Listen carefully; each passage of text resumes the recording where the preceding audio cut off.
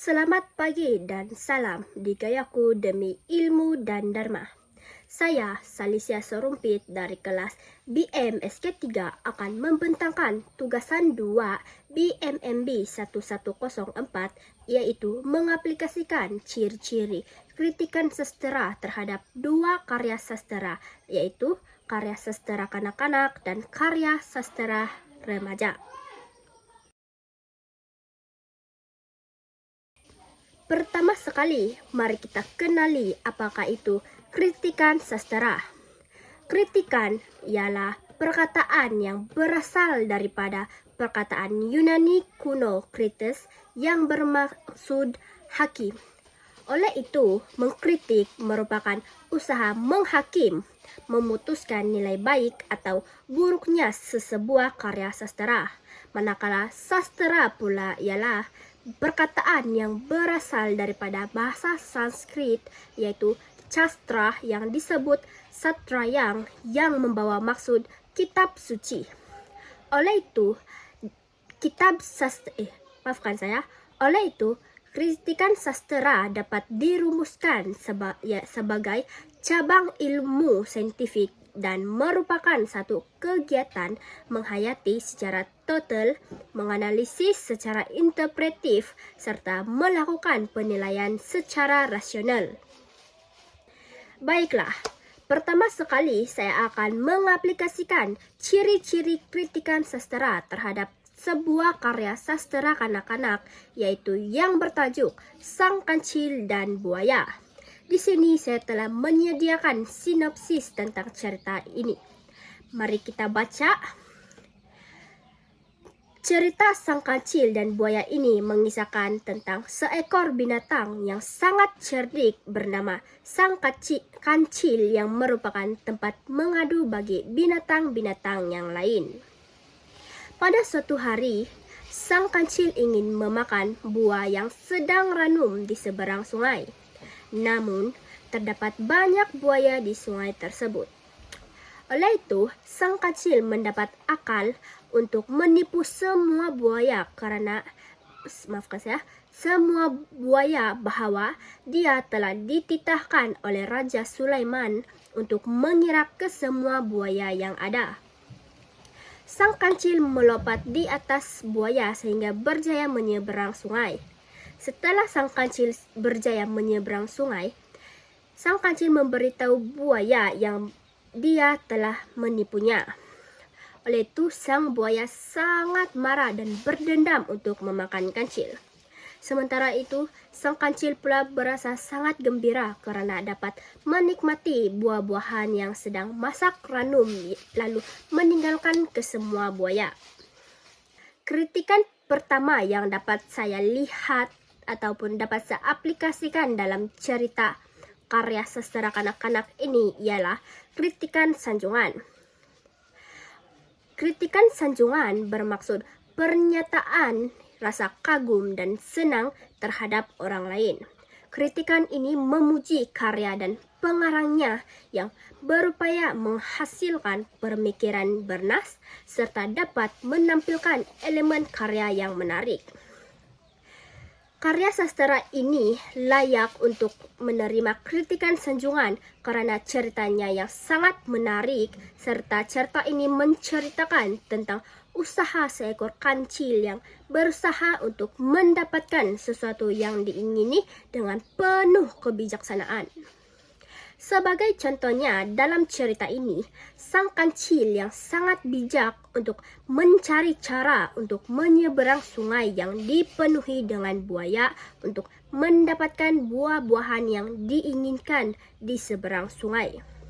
Sang kancil telah menipu ke semua buaya bahwa dia telah dititahkan oleh Raja Sulaiman untuk menyerang ke semua buaya yang ada karena raja ingin memberikan mereka hadiah.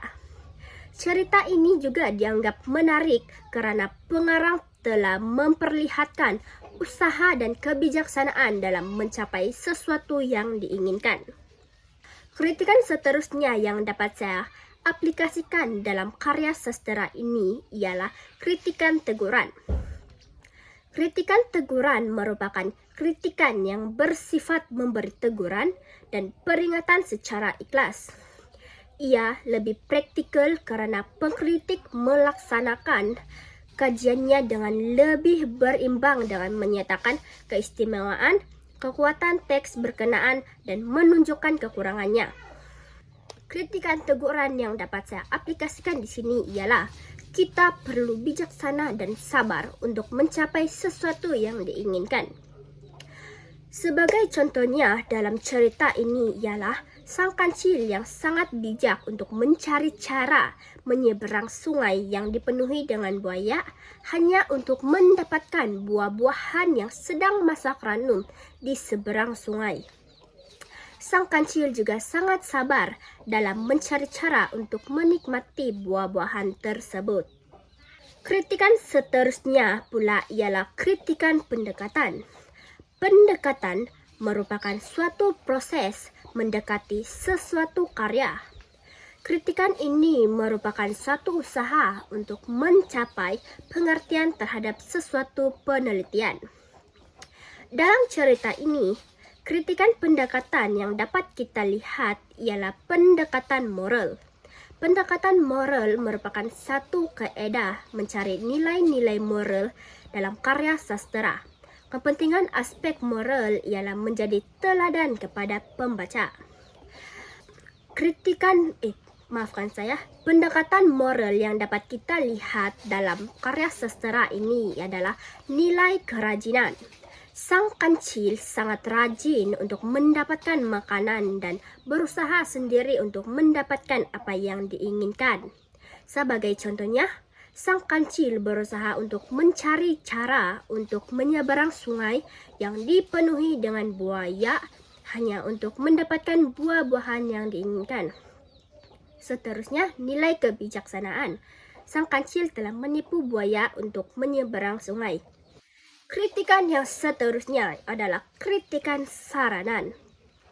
Kritikan saranan adalah kritikan yang menganjurkan sesuatu untuk memperbaiki kekurangan serta memantapkan unsur-unsur yang membina dalam karya.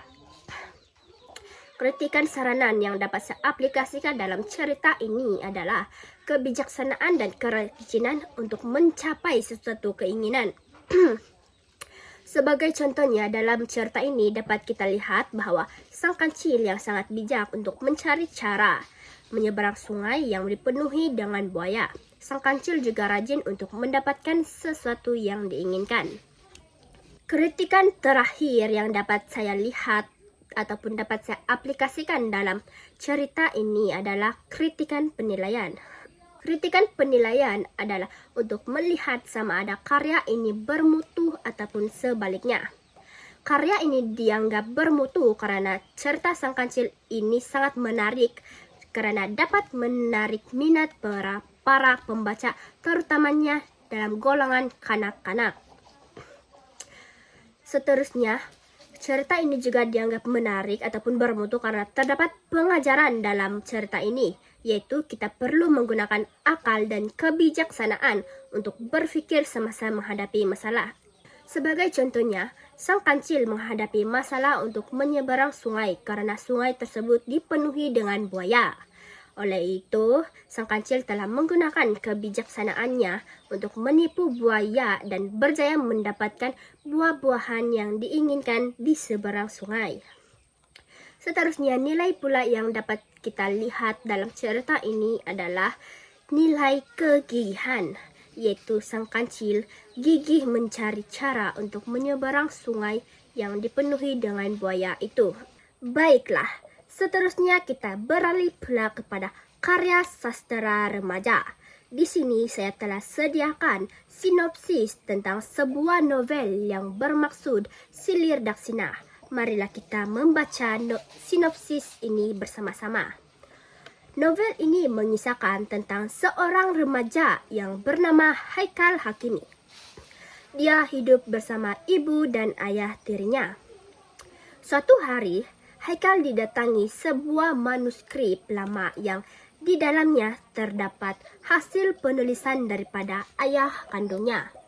Haikal teruja dengan manuskrip manuskrip itu dan bertekad untuk mencari jejak ayah kandungnya di sebuah kampung, yaitu berada di Kampung Batu Pahat, Johor.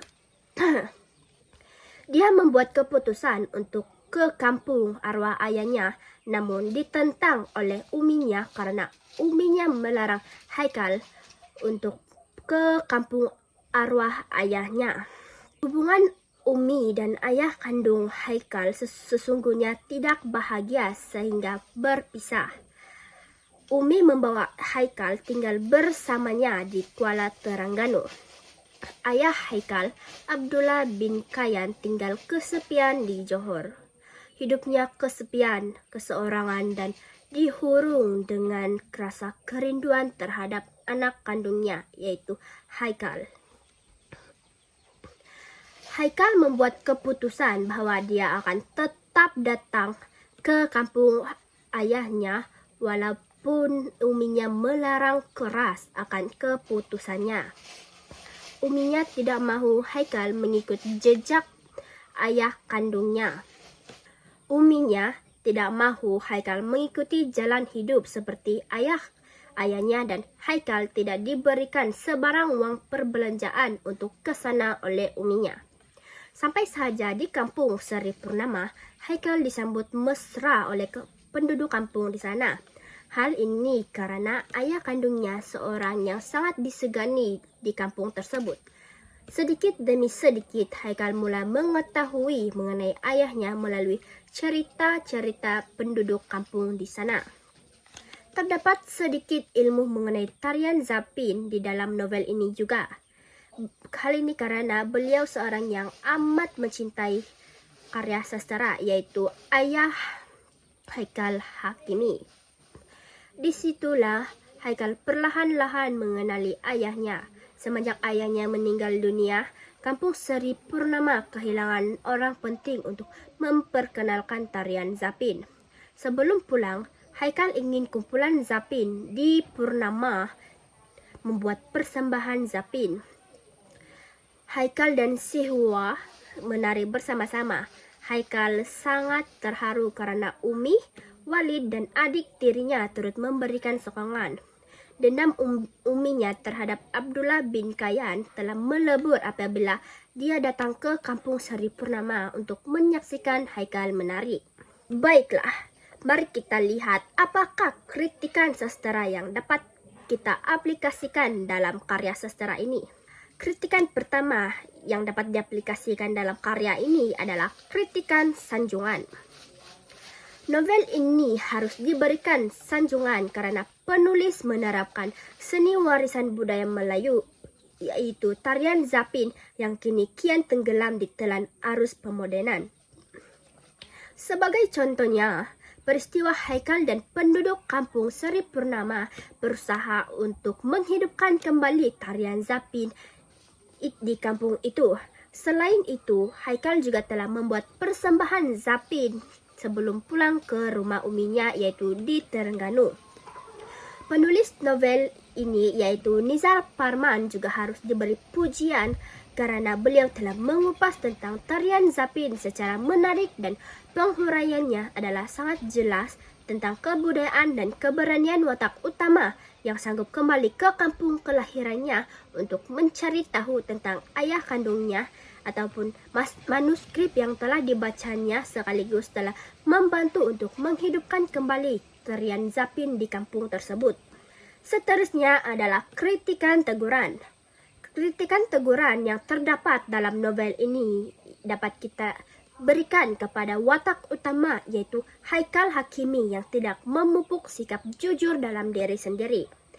Hal ini karena Haikal membaca manuskrip tersebut secara bersembunyi dan juga menyembunyikan manuskrip tersebut daripada pengetahuan ibunya. Peristiwa tersebut menunjukkan sifat Haikal yang tidak bersikap jujur terhadap uminya. Haikal sanggup untuk menyembunyikan manuskrip tersebut daripada pengetahuan ibunya. Teguran yang boleh dikupas untuk watak utama ini ialah sikap Haikal yang merupakan ciri-ciri yang tidak baik dan tidak patut dicontohi oleh pembaca. Seterusnya adalah kritikan saranan. Pengarang tidak seharusnya meletakkan sikap negatif, yaitu mementingkan diri dalam karya ini. Hal ini karena teks yang mementingkan diri itu akan mengundang unsur-unsur negatif dalam karya seperti gaya bahasa, plot, teknik, dan watak serta perwatakan yang dimainkan dalam karya ini. Sebagai contohnya, Umi tidak membenarkan Haikal untuk mengikut jejak ayah kandungnya karena dia benci akan sifat ayah kandung Haikal yang terlalu meminati dan mementingkan kesusasteraan.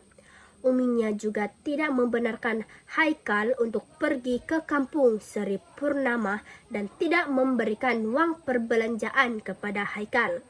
Berdasarkan peristiwa ini, pengarang disarankan untuk tidak terlalu menerapkan sikap yang kurang baik dalam diri seseorang ibu, namun seharusnya menzahirkan sekurang-kurangnya rasa empati ibu terhadap anak dan ayah kandungnya. Baiklah, kritikan yang terakhir ialah kritikan pendekatan. Kritikan pendekatan yang terdapat dalam novel ini ialah pendekatan intrinsik.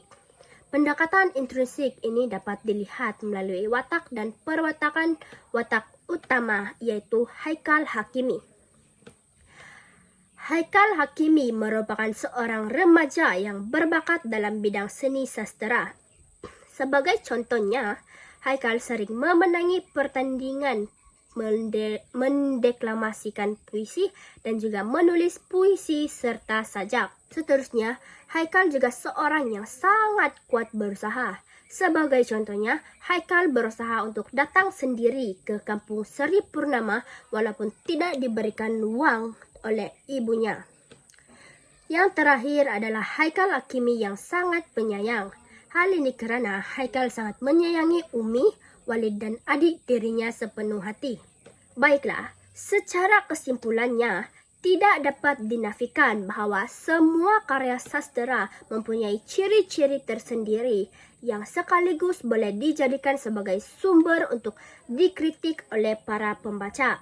Kritikan tersebut bukanlah untuk menjatuhkan ataupun berupa negatif, akan tetapi memastikan pengarang sastera dapat mengambil cakna untuk menghasilkan karya sastera yang lebih baik dan bermutu kepada pembaca di masa akan datang. Hal ini karena setiap karya sastera yang dihasilkan memberi kebaikan justru memberikan keburukan kepada pembaca jika karya yang dihasilkan tidak bermutu. Sebelum saya mengakhiri pembentangan saya pada hari ini, berikan saya peluang untuk menyampaikan satu pantun. Pisau biasa di pagi hari, bawa ke kebun untuk membabat. Berakhir sudah pembentanganku ini, semoga boleh memberi manfaat. Sekian itu sahaja daripada saya, sekian dan terima kasih.